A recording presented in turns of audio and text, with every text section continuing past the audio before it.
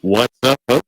This is Just the Right Angle coming at you live with an update on some what's going on in the Arkansas legislature. You can catch me. I try to broadcast every Wednesday at 12:35. I may not be able to do that depending on my job situation, but I will try to do at least some updates on what's going on as they happen. There's a lot of things that are coming up this week. First of all, there's one good bill that I know was passed was the raw milk bill. I believe it's headed to the governor's desk. Should be signed. One I did forget to mention here, and I may talk about it later. The Baby Olivia Act. I believe it's in the Arkansas Senate Health. The big one that has been famous is the Arkansas bill to authorize ivermectin for human use without a prescription or consultation. You can buy it over the counter. That bill has been referred to Public Health and Labor Committee, but it's currently it's updated. I believe what's going to happen is that it's going to be updated and re-amended. This process often happens in terms of dealing with legislation. You kind of have to add amendments, add co-sponsors. There may be some language, cost analysis may have to be done, that sort of thing. I'm posting a link to the Arkansas legislature so you can look up this legislation on your own, look up bills and see what the status of them are. But again, this is SB 189. So contact the legislatures in the Public Health and Welfare Committee in the Senate and have them urge them to sponsor this bill. Now I'll move back and show another one. This is a bad bill. This is actually a bill that really needs to be stopped. It is, its name of it is SB 135. And you can see the title. What it does is it allows these local governments to increase taxes in case of an unchanged rate of annual ad valorem property tax levied. And so it gives them the option to increase their taxes. And folks, they do not need this. Our schools are horribly mismanaged. They do not need more money lobbed at them. We've already seen some of that with Arkansas Learns. And the real reason for this is that there's, of course, an effort by the powers that be to be able to raise taxes for these school districts. And there's probably going to be one for municipalities too. What's happened is years ago, these school districts would often put tax increases on random dates. The North Little Rock School District, for instance, did one on Valentine's Day. I campaigned against it and lost. They had other ones in like May when they try to get when people are gone. There was one, I think, a few days before Christmas, a tax increase on Little Rock. And they were able to pass a lot of these special election tax increases. And sadly, when the Republicans took over, thanks to the Chamber of Commerce and the globalist organizations within the state of Arkansas that have a lot of influence in the Republican Party, they kept that practice in place. And it took a lot of fighting from folks like me and others. And I think David Ray was the guy who led the effort in the Arkansas legislature to push for the banning of these special election tax increases. So now they have to have these elections in either May during the primary or during the general election. And so since that's been done, a lot of these tax increases have been voted down. Little Rock tried to push for a sales tax earlier because Frank Scott Jr. is an incompetent, corrupt leftist who doesn't know how to run a city. And that those tax increases were voted down. Other tax increases across the state have been just voted down, sometimes by a lot. And so these school districts, instead of, thinking of ways to improve, like we've seen in the federal government where you fire a lot of the useless employees, kind of like what Elon did with Twitter X and is now doing with the government under the orders of Trump, which is what the people wanted. All they know how to do is raise more money, take more money from you. And so they are pushing for what's known as this bill would allow them to raise taxes without having to get a vote from the people. That's really what it boils down to. That's what this is.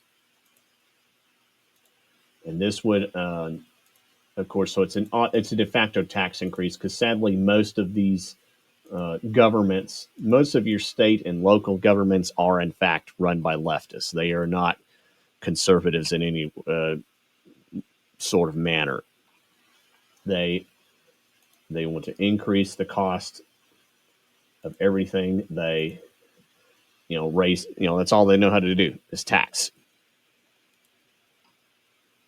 Push for taxes. The city of Pine Bluff, which the county of which is, I think, still in fiscal distress, they cannot pass a budget. They had multiple tax increases over the course of several years, and they brought in the crooked casino because that was supposed to bring in revenue, and doesn't work. So this is a very bad bill. This bill is before Senate Education Committee. It's been amended 3 times, and I think it's going to be finally pushed for to be talked about. You can go when you go to a committee, you can see the agenda, and it has been re-referred to committee. But here it is to amend election requirements in the case of an unchanged rate of annual ad valorem property tax levied by public school district board of directors. The folks that basically they can raise taxes under certain conditions. They shouldn't have that option. They do not need to be raising taxes. There's no excuse for that. So this education committee, you can see the members of the committee. Chair is Jane English, and these are the other members. Contact them and tell them to vote this thing down. If they can vote it down, I believe it needs 5 votes to pass. Also demand they do a roll call because in many cases, some of these bad bills they pass, especially of the Senate committee that has so few members, it needs 5 votes to pass. So if it only gets 4 and somebody does a roll call, it doesn't pass. And that actually leads to the other bill that I need to focus on if I can find it. And that is, oh, wait, that's the Arkansas Legislature. SB 212. This is to create the document validity division and declare an emergency. And this is by Kim Hammer. This is one of the old get rid of this. Basically makes it almost impossible to gather ballot initiative signatures. They're already having to have that. We have to state a legal statement regarding gathering signatures that are supposed to ask for ID. But now, on top of this, it's been referred to for state agencies and government affairs. And I believe that's it's scheduled on the 25th to be in state agencies and government affairs. Let me see if it's a special order of business. No, it may not, but where is it? There's a whole host of other bills. There's one regarding the FOIA by Tucker, who's a Democrat, but oftentimes he is pro Freedom of Information Act.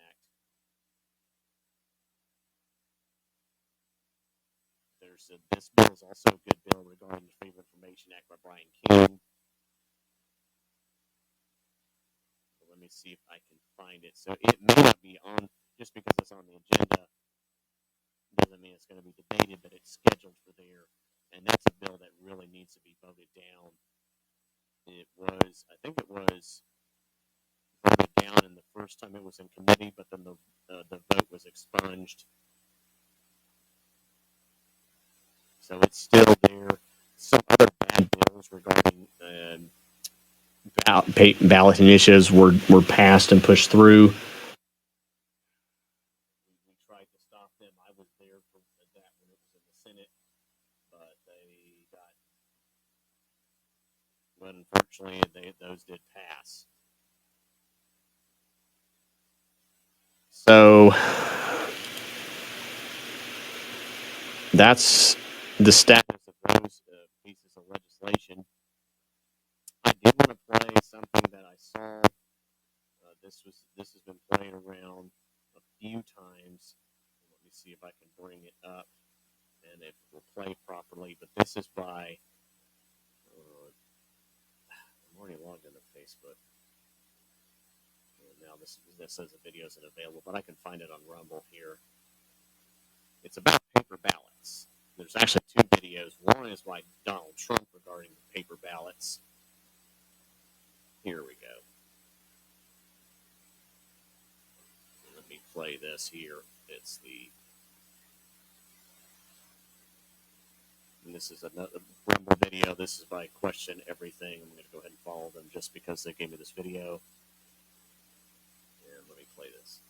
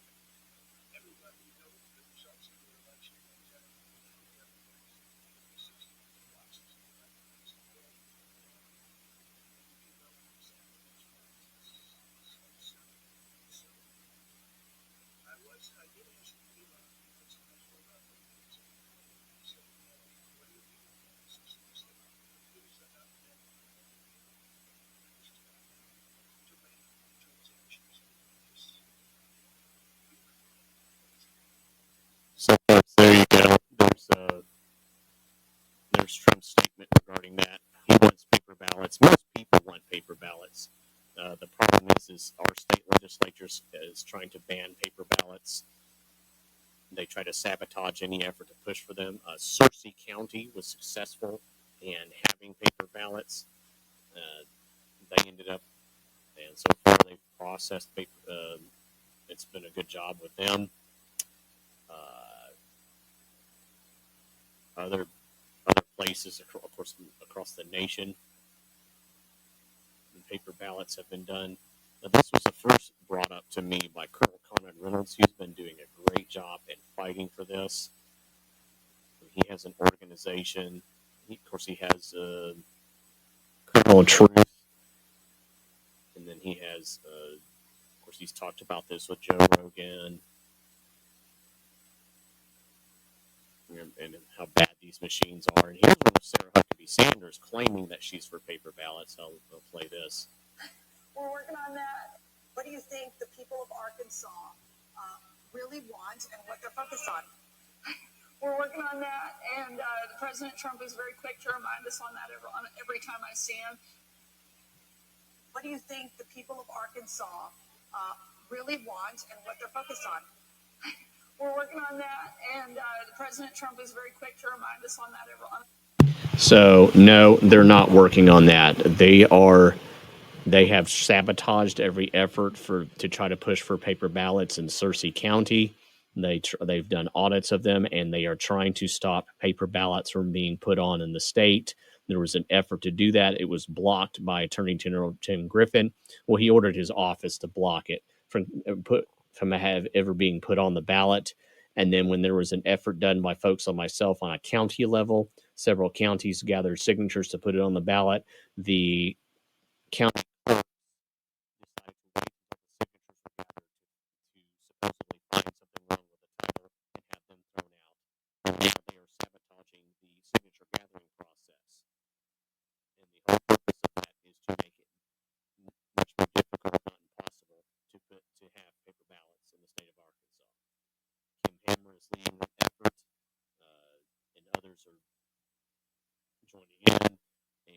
also a guy who I need to mention who oftentimes does everything to harm conservative issues, Chris Caldwell. He is the cowardly little consultant who goes behind closed doors and makes backroom deals to make it as difficult for conservatives to do anything to be involved in the Republican Party. Speaking of which, there is a district meeting. It is March 15th. It is actually there's two district meetings. The first district is meeting in Batesville. That's the Republican Party of Arkansas 1st District. And this was already put forth a few days ago. This came out. I don't know if it's on the Republican Party of Arkansas page because that has a bad habit of not being updated.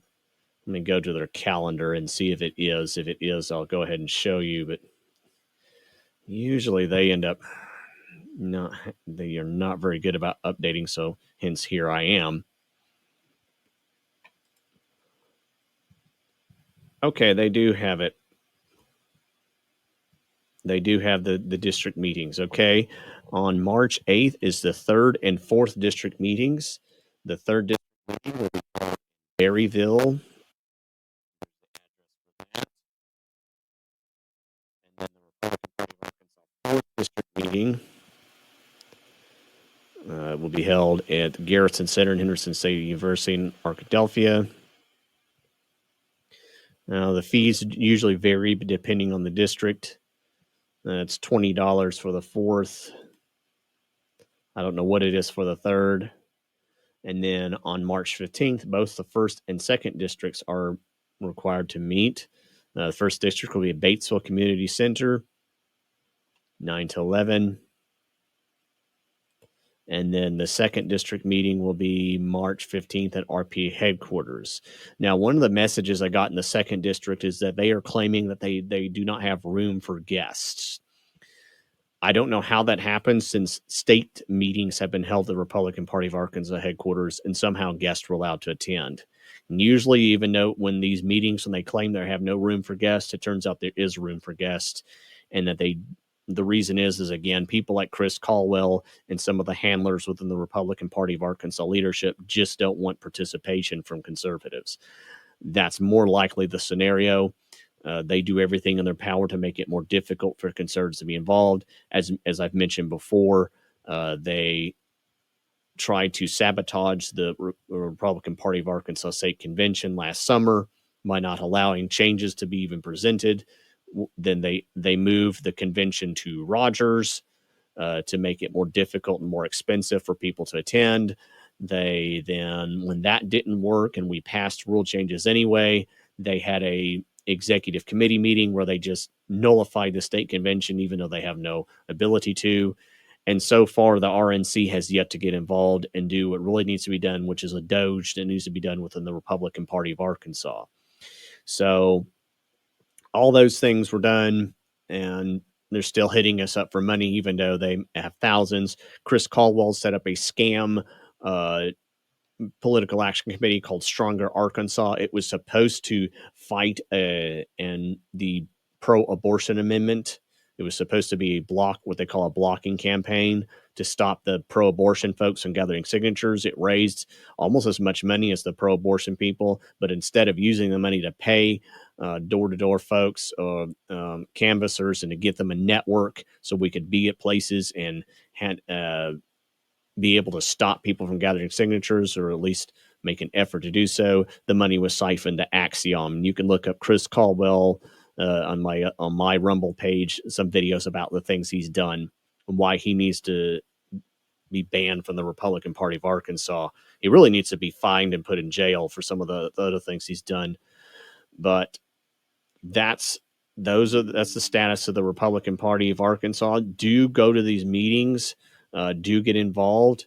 Yes, as I just mentioned, the RPA leadership hates conservatives. They don't want you involved. They want you out of committees. All they want is your money, and some of your time. They want you to volunteer your money and time, and then they want you to just go home and not be involved. They just want to use people. But folks like myself and others, I'm chair of Pulaski County Republican Committee. Other people have stepped up, and they are, fighting not just the Democrats, but the Republican establishment and the globalist uniparty.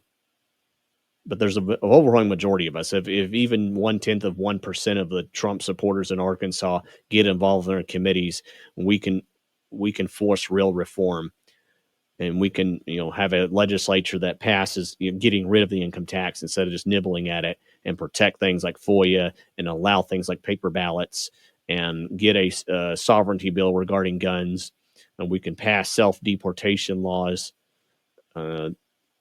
that should have been passed years ago. Again, we have a Republican supermajority, but they're still being controlled by the globalist organizations, the Arkansas Municipal League, the Chamber of Commerce, the Education Association, and some of these political consultant types like Chris Caldwell are still running the show. And like cowards, they never really debate anything they stand for. They just sabotage and break rules, like they did regarding things like closed primaries. And by the way, we do need to primary some Republicans like Kim Hammer, but it's highly unlikely it's going to get done if they have the primaries open. As a matter of fact, I mentioned the Baby Olivia Act. Let me look that up right quick, since I suddenly thought of that.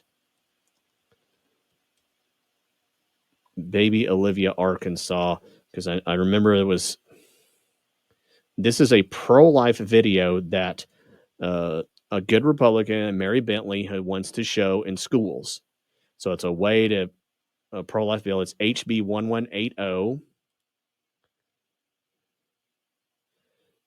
And it passed out of the House with no problem.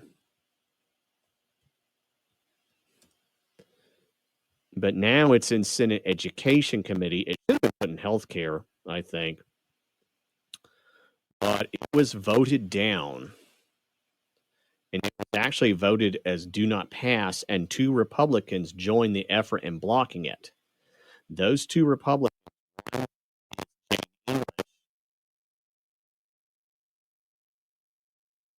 other one, it was Breonna Davis. I know for a fact that both of these bills, both of those senators blocked this bill. One, because Democrats crossed over the Republican primary. I helped the guy that ran against Jane English years ago. And here, I'm trying to look for stories about this.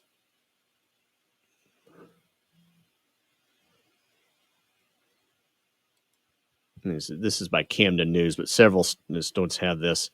Several stories have this. So Stephanie Flowers passed a notion of do not pass.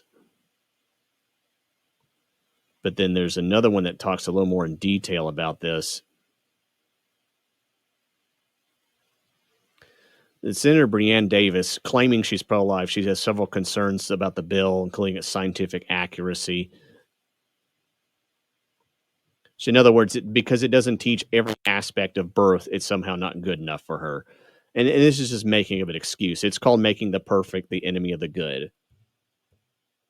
And that's really what's going on.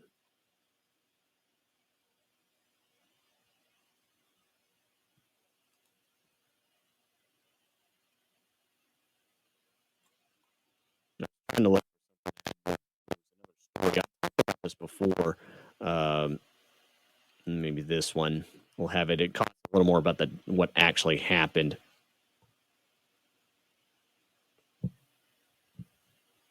Yeah, because it's not perfect.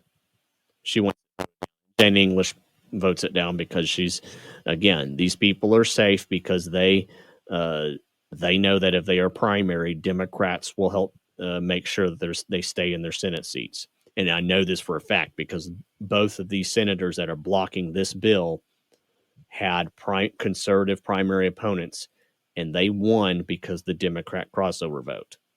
Jane English won her primary by 300 votes, and Breonna Davis wasn't that much more. They would have been, if we had close primary,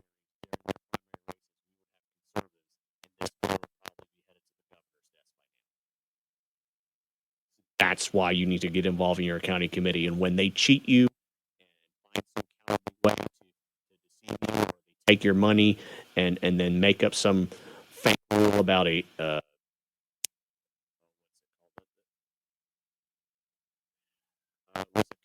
this was done in the Slim County Young Republicans. They made up a credential committee. They changed the rules for membership, which was an act of fraud. This was done by Rusty Jackson. Who needs to go to jail for that, by the way? They will find ways to cheat you. I've been cheated. Of course, I took part in the state convention and helped pass those rule changes, and so far, my voice has been silenced, and I've been cheated by accountants in the RPA that don't want to accept the state convention changes. But I'm still in this because this is the only way to, on a political level, to reform the state. Again, voting libertarian, they just, I'm sorry, but it just doesn't go anywhere. Most libertarians don't really bother to campaign. They probably could win some smaller seats if they would focus on them and not waste all their energy on U.S. Congress and president. But it is what it is. And most other third parties about the same way. They just don't want to get organized and try to build their way up. So right now, the best way to reform things politically is through the Republican Party. Folks, that's about it. That's really what I wanted to give an update on. I have some other things I need to take care of. Follow me at just the right angle. Thought I had this angled correctly. Where you can get updates on what's going on, what it matters, and how you can get involved. If you know of any other important things that are going on, tax increase. I know there's a big fight up in Fort Smith regarding the sustainable development UN Agenda 2035 nonsense. Joe McCutcheon's fighting against that. I also know there is a fight against the windmills that they're trying to put in North Arkansas. There's still a fight against the crypto mining facilities. Lots of fights going on all over this state.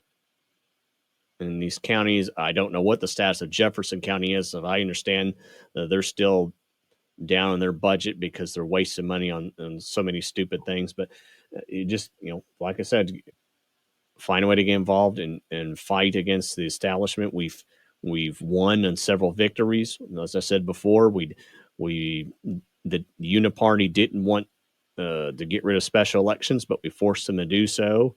We have a bill to find sanctuary cities that provide sanctuary for illegal aliens. Constitution carry, we pushed that. I know that Asa Hutchinson, his pals, didn't like that. Of course, on a federal level, we got Trump elected, but we've made a lot of reforms, but we have a long way to go. And remember, when the wicked rule, the people groan. I was in it with this verse. That's a Bible verse. And it's one to think about. We have a chance to take away the power from the wicked. Other than that, y'all have a great day. Enjoy the rest of the week.